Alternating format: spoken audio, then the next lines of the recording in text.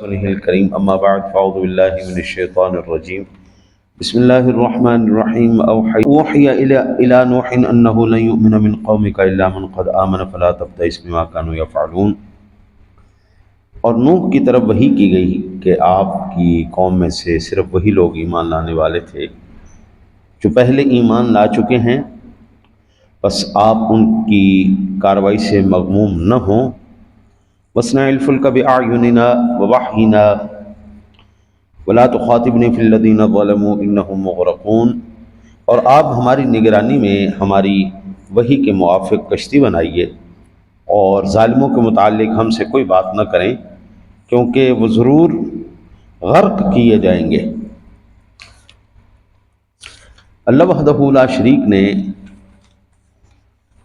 اس مقام پر اس واقعے کا ذکر فرمایا جب حضرت نوح علیہ نبینا علیہ الصلوۃ والسلام نے دعا فرمائی۔ اللہ تعالیٰ نے جب یہ ارشاد فرمایا اب جو ایمان لا چکے ہیں بس لا چکے ہیں، اس کے بعد اور کوئی ایمان لانے والا نہیں۔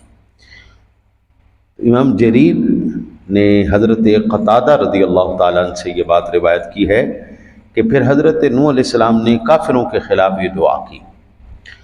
وقال نوح رب لا تذر علی الارض من الکافرین دیارا، اور نوح نے دعا کی اے میرے رب زمین پر کافروں میں سے کوئی بھی بسنے والا نہ چھوڑ۔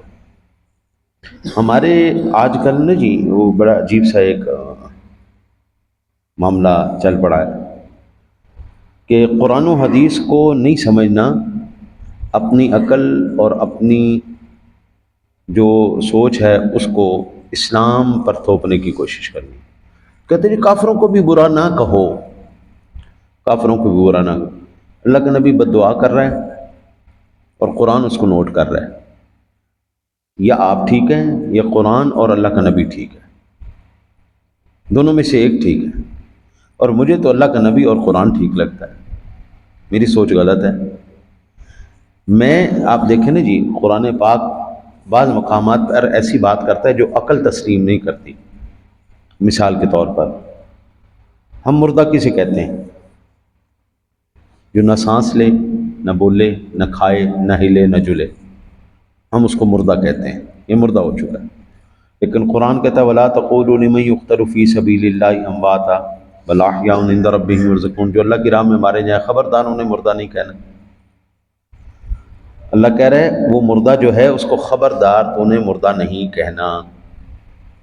میری نظر میری عقل یہ دیکھ رہی ہے اور مجھے بتا رہی ہے کہ یہ مردہ ہو چکا ہے، اللہ کہتا ہے خبردار، چپ، بالکل خاموش۔ اس کا مطلب یہ ہوا بعض مقامات پر عقل کے گھوڑے نہیں دوڑائے جاتے، صرف قرآن و حدیث کو بعین ہی اسی طرح ہی تسلیم کیا جائے گا جس طرح اللہ رسول نے کہہ دیا، بس بات ختم ہو۔ وہاں پر اپنی عقل کے گھوڑے نہیں دوڑائے جائیں گے۔ تمہاری عقل کیا کہتی ہے، تمہاری سوچ کیا کہتی ہے، یہ کوئی میٹر نہیں کرتی۔ اصل میٹر یہ کرتا ہے اللہ کا قرآن کیا کہہ رہا ہے، نبی کا فرمان کیا کہہ رہا ہے، میٹر یہ کرتا ہے۔ اور آقا جی علیہ الصلوۃ والسلام کی ذات گرامی نے جب صوم وصال رکھے نا جی تو صحابہ نے بھی صوم وصال شروع کر دی، یعنی افطاری بھی نہیں کرنی اور سحری بھی نہیں کرنی، روزے کے اوپر روزہ، 24 گھنٹے چلنے، 24 گھنٹے چلنے۔ صحابہ نے بھی حضور کی نقل شروع کی کیونکہ آقا جی علیہ الصلوۃ والسلام کی عادت مبارکہ تھی، وہ اپنے صحابہ کے ساتھ بھی بیٹھ کے تناول فرمایا کرتے تھے۔ جب حضور نے صحابہ کے ساتھ بیٹھ کے نہیں کھایا تو انہوں نے کہا شاید حضور گھر سے کھا لیتے ہوں گے۔ صحابہ نے گھر سے پتہ کیا کہ حضور گھر تناول فرماتے ہیں تو انہوں نے کہا نہیں جی گھر بھی نہیں کھاتے، ہم سمجھتے ہیں کہ حضور باہر کھا لیتے ہیں۔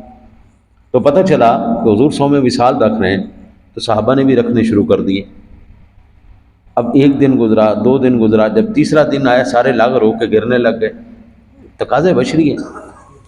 آقا جی علیہ الصلوۃ والسلام نے فرمایا اوہ تمہیں کیا ہو گیا، تم اتنے لاغر کیوں ہو گئے ہو، کمزور کیوں ہو گئے ہو؟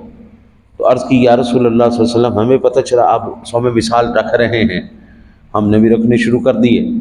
تو آقا جی مسکرائے فرمایا ایکم مثلی، او کون ہے تم میں سے میری مثال، ابھی تو عند ربی ویرزقنی ویطعمنی، میں تو راتیں اپنے رب کے ہاں گزارتا ہوں، وہ مجھے کھلاتا ہے وہ مجھے پلاتا ہے۔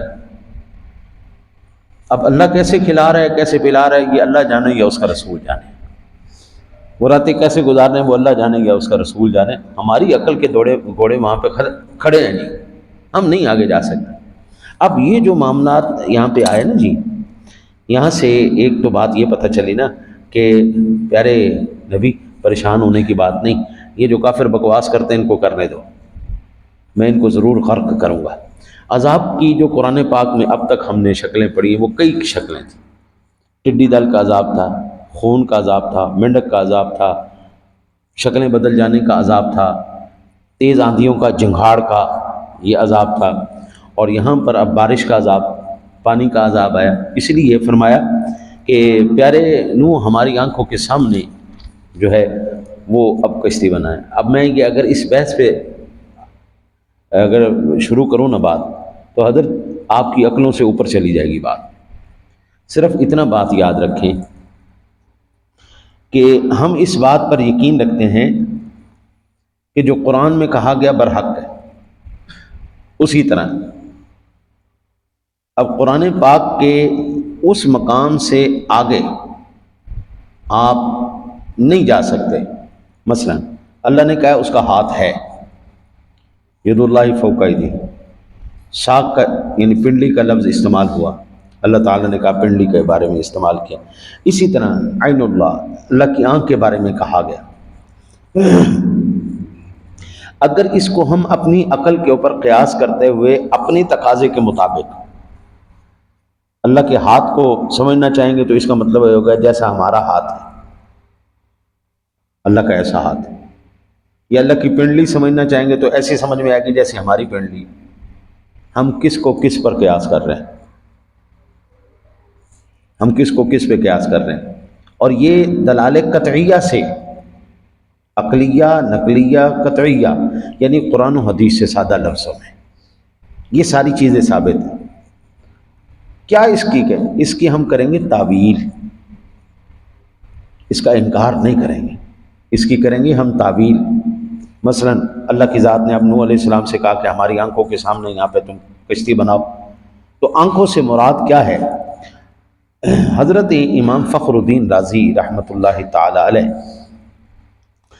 وہ فرماتے ہیں کہ اس سے مراد کہ آپ فرشتوں کی آنکھوں کے سامنے کشتی بنائیے جن کو معلوم ہے کہ کشتی کس طرح بنائی جاتی ہے۔ ٹھیک ہو گیا ایک بات۔ دوسری تفسیر، کسی چیز پر آنکھ رکھنا اس کی حفاظت کرنے سے کنایا ہے۔ اس آیت کا پھر یہ معنی ہوگا کہ پیارے نوح علیہ السلام ہماری حفاظت کے اندر آپ کشتی بنائیں، کسی کی جرت نہیں آپ کو کچھ نقصان پہنچا جائے۔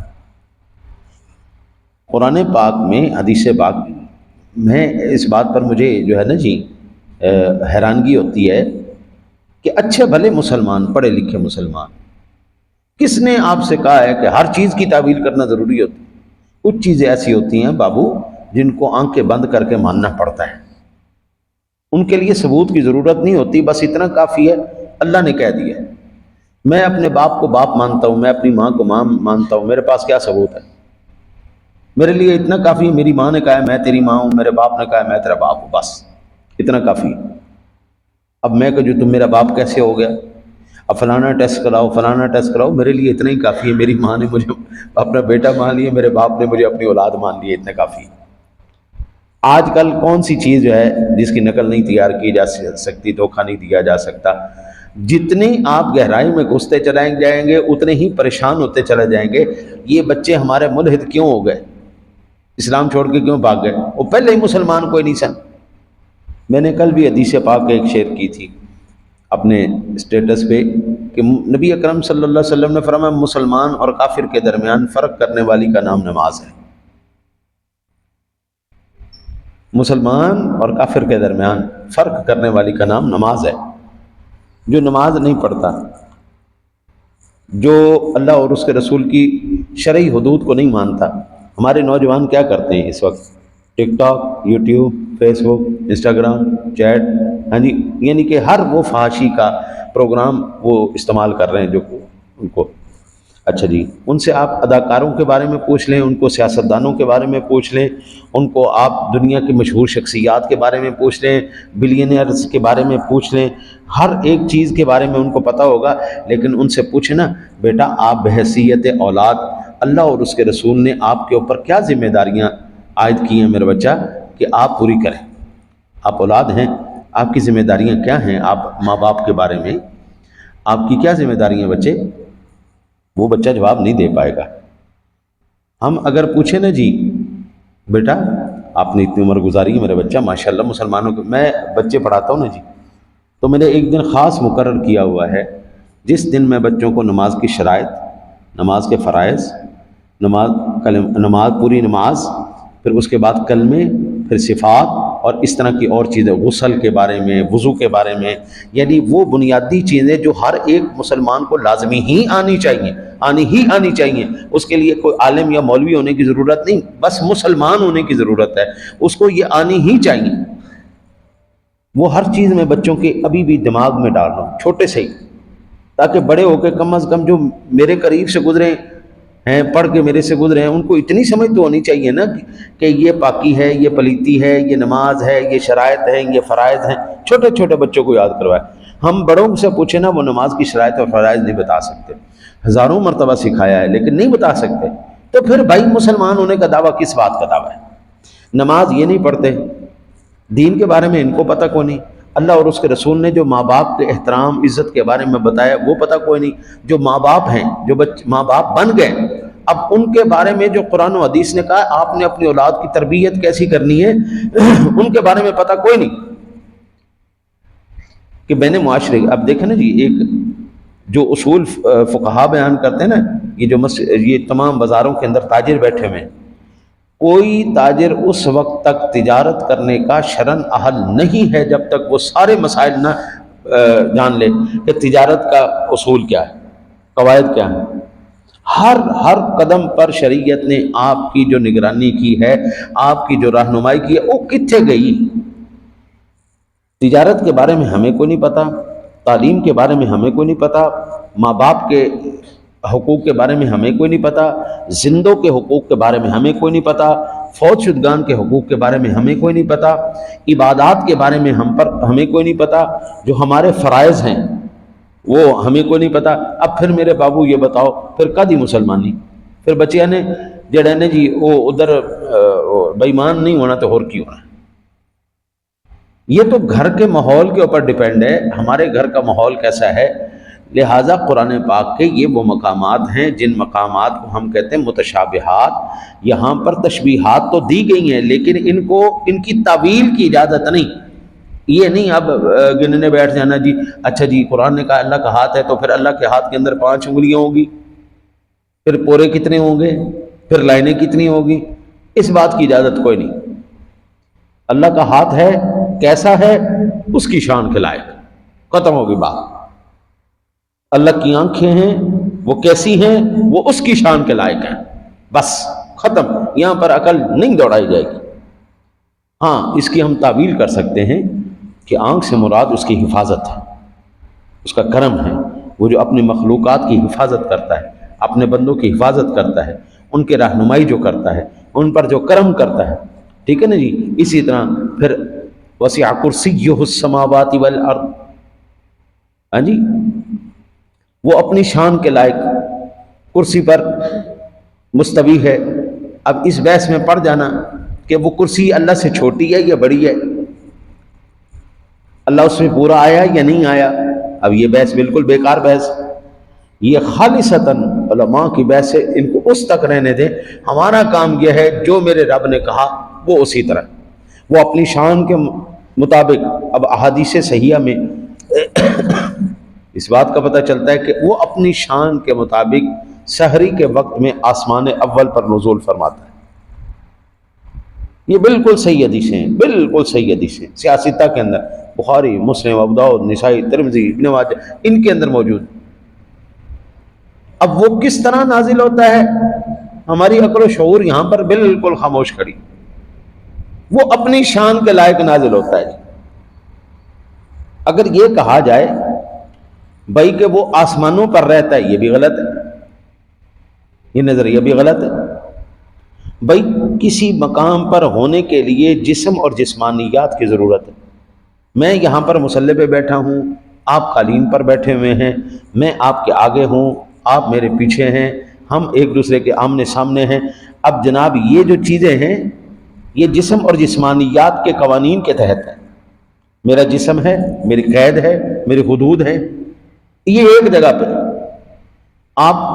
ہم موازنہ کر رہے ہیں، تمثیلیں دے رہے ہیں، ایک دوسرے کے ساتھ جو معاملات کر رہے ہیں، اس کی یہ جسم اور جسمانیات اس کی ثبوت ہے. لیکن جب ذات باری کی بات کی جائے گی، پھر کوئی جسم نہیں، کوئی جسمانیات نہیں، کوئی ہاتھ نہیں. ہم بالکل اسی طرح بعین ہی قرآن کو تسلیم کرتے ہیں جس طرح قرآن نے ہمیں بلا کیف، کوئی ہم اس کے اوپر قید نہیں لگاتے.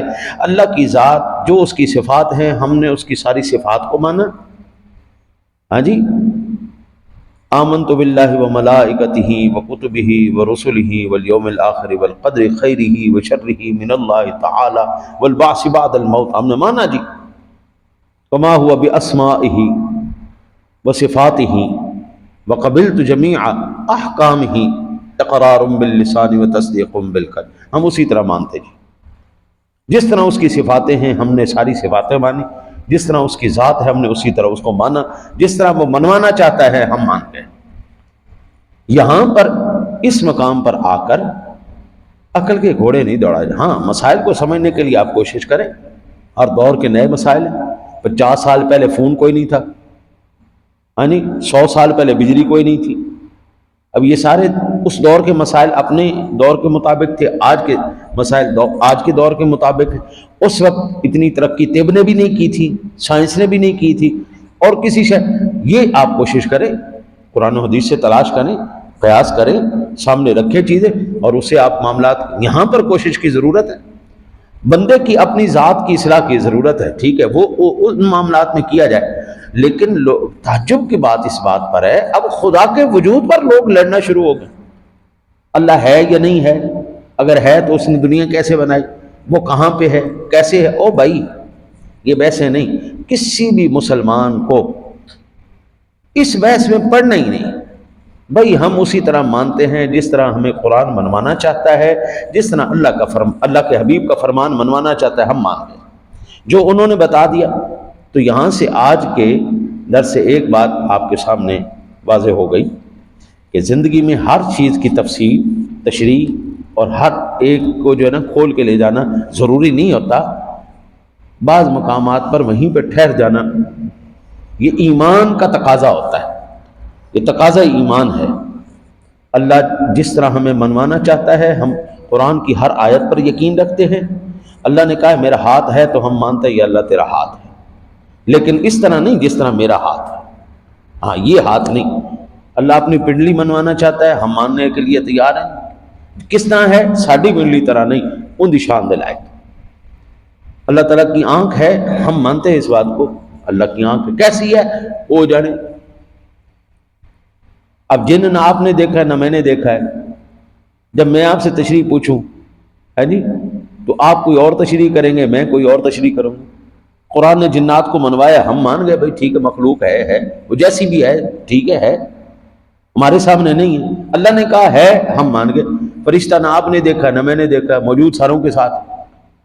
نہ میں بتا سکتا ہوں کیسا، نہ ہاں جس طرح اللہ نے بتایا، اس کے حبیب نے بتایا، ہمیں یقین ہے. یقین کامل ہے. اللہ نے بتا دیا، اس کے حبیب نے بتا دی. اس طرح ہے جی، اس طرح آئے جی، جبریل امین اس طرح آئے جی، میں نے ان کو دیکھا جی، اتنے پر تھے، اتنی شان. ٹھیک ہے یا رسول اللہ، جس طرح آپ منوائیں ہم سر تسلیم خم ہے یا رسول اللہ، جس طرح آپ فرمائیں بالکل برحق. تو بعض مقامات پر آگے بڑھنا ضرور، ہر مقام پر اس کی تشریح کرنا، اس کی گرہ کھولنا، ان معاملات کو چھیڑنا بجائے اس کے کہ آپ کو فائدہ دے، الٹا نقصان دے گا.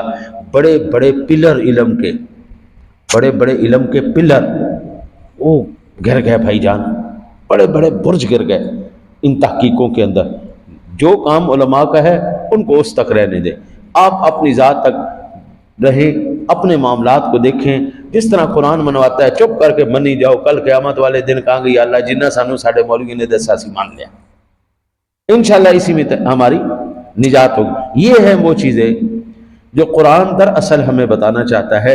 انشاءاللہ مزید زندگی رہی تو کل اپنے رب سننے سے توفیق مانگتا ہوں. میں آپ کو متشابہات کے بارے میں قرآن پاک کی آیات بینات سے میں یہ جو آج سادہ سی میں نے خلاصہ آپ کے سامنے عرض کیا ہے، یہ میں آپ کو رکھوں گا.